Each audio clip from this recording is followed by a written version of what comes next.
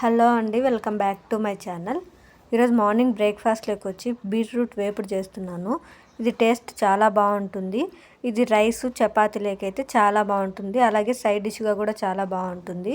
దీనికోసం బీట్రూట్ తీసుకునేసి తొటిమలు కట్ చేసుకునేసి పైన పొట్టంతా తీసేసుకోవాలి.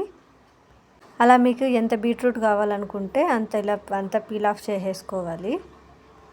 పీల్ ఆఫ్ చేసేసుకునేది ఇంకొక ప్లేట్లోకి తీసుకునేసి ఇలా పెద్దగా ఉండే తురిమిలో హోల్స్ పెద్దగా ఉండే దాంట్లో తురుముకోవాలి. అప్పుడే మనకి ఆ ఫ్లేవర్ అనేది బాగా తెలుస్తుంది. ఇలా బాగా తురిమేసుకొని ఒక ప్లేట్లోకి తీసేసుకోవాలి. ఇంకొక ప్యాన్ తీసుకొని అందులోకి కావాల్సినంత ఆయిల్ వేసుకోవాలి.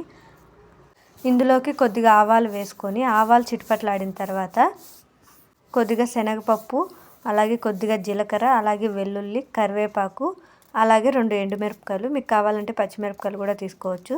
సన్నగా కట్ చేసి పెట్టుకున్న ఎర్రగడ్డలు వేసుకొని అవి 70% ఫ్రై అయిన తర్వాత ముందుగా తురుము పెట్టుకున్న బీట్రూట్ తురుము కూడా వేసుకునేసి ఒకసారి అంతా బాగా మిక్స్ చేసుకోవాలి. అంతా బాగా మిక్స్ చేసుకున్న తర్వాత మీ రుచికి తగినంత ఉప్పు వేసుకోవాలి. అలాగే కొద్దిగా పసుపు కూడా వేసుకోవాలి. మీకు ఇష్టం ఉంటే వేసుకోవచ్చు, లేదంటే స్కిప్ చేయొచ్చు. ఇలా పసుపు ఉప్పు 2 వేసుకొని ఒకసారి అంతా బాగా కలిపేసి మంటని మీడియం ఫ్లేమ్లో పెట్టుకొని ప్లేట్ మూసి పెట్టుకొని మధ్య మధ్యలో కలుపుకుంటూ బాగా ఫ్రై చేసుకోవాలి.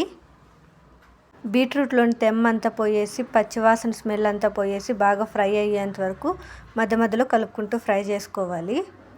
బీట్రూట్ అంతా ఫ్రై అయింది అన్నప్పుడు మీ రుచికి తగినంత కారం వేసుకోవాలి.